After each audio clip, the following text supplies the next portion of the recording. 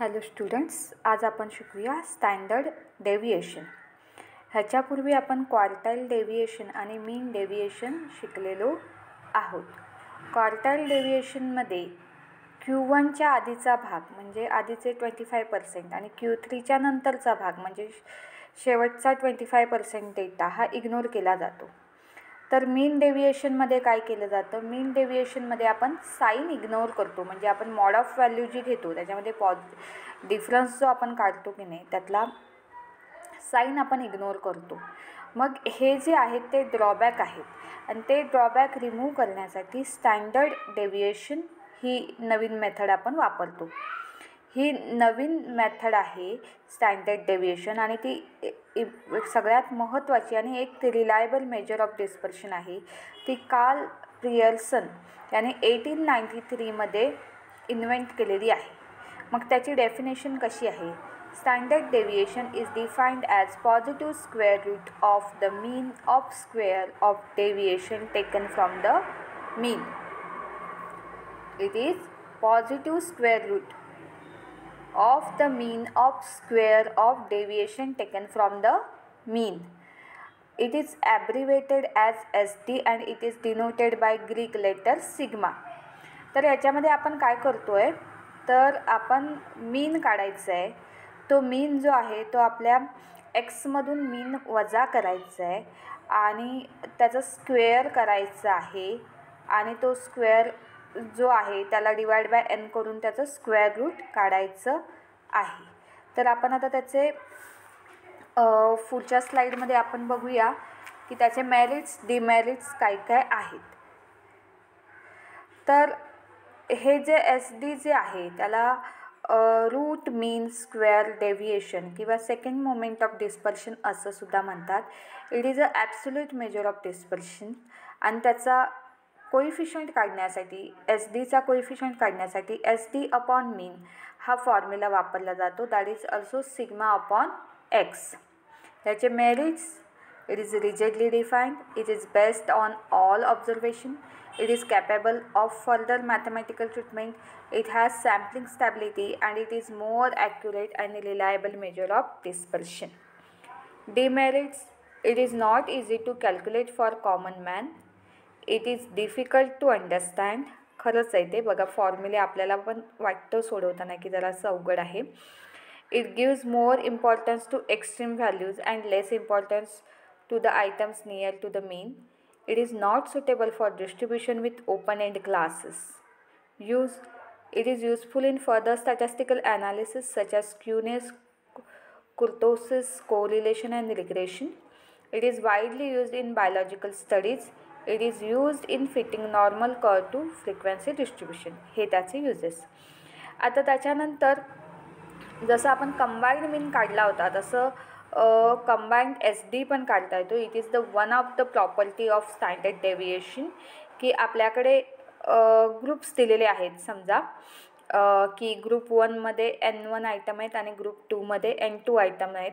Group 1चा मीन आहे X1 आणि SD आहे सिग्मा 1. तसंच ग्रुप 2चा मीन आहे X2 आणि SD आहे सिग्मा 2. मग त्यांचा कंबाईंड मीन कसा काढायचा, तर त्याच्यासाठी आपल्याकडे फॉर्म्युला दिलेला आहे की sigma 12 is equal to root of N1 in bracket sigma square plus D1 square plus N2 in bracket sigma 2 square plus D2 square divided by N1 plus N2 आणि ह्या होलला रूट आहे. तर D1 म्हणजे काय, तर D1 म्हणजे X12चा जो common mean आहे तो कॉमन मीन डिवायडेड बाय X1चा स्क्वेअर आणि D2 स्क्वेअर म्हणजे काय आहे, तर X12 हा जो कॉमन मीन आहे मायनस X2 म्हणजे सेकंड ग्रुपचा मीनचा स्क्वेअर. तर त्याच्यासाठी हे जो फॉर्म्युला दिलेला आहे तो फॉर्म्युला आपण व्यवस्थित लक्षात ठेवायला पाहिजे, ज्यामुळे आपल्याला कंबाईंड SDचे प्रॉब्लेम्स सॉल्व करता येतील. त्याच्यानंतर सेकंड प्रॉपर्टी आहे SD is not affected by change of origin. तर आपल्याकडे समजा व्हॅल्यूज दिलेल्या आहेत आणि त्यांचा X बार हा मीन आहे आणि SD जो सिग्मा आहे जर आपण ह्या व्हॅल्यूमध्ये ए ॲड केला किंवा सबट्रॅक्ट केला तर तो जो सिग्मा जो असेल ना त्याच्यामध्ये फारसा फरक नाही पडत. एस डी मात्र स्केल चेंज झालं तर एस डी चेंज होऊ शकतं. म्हणजे एखाद्या व्हॅल्यूने आपण त्याला मल्टिप्लाय किंवा डिवाईड केलं तर मात्र एस डीची व्हॅल्यू चेंज होते, ॲड किंवा सबट्रॅक्शनने होत नाही. त्यानंतरचा पॉईंट आहे व्हॅरियन्स. व्हॅरियन्स म्हणजे स्टँडर्ड डेव्हिएशनचा स्क्वेअर केला की त्याला म्हटलं जातं व्हॅरियन्स. बघा, व्हॅरियन्स ऑफ एक्सचा फॉर्म्युला दिलेला आहे की सिग्मा स्क्वेअर. व्हॅरियन्स हा सिग्मा स्क्वेअरने शो केला जातो, रिप्रेझेंट केला जातो. Sigma square is equal to summation of x minus x bar square divided by n. तर हा जो व्हॅरियन्स जो आहे तर ते व्हॅरियन्स स्टँडर्ड डेव्हिएशनप्रमाणे सॉल्व करायचं असतं. त्यानंतर कोइफिशियंट ऑफ व्हॅरियन्स काढण्यासाठी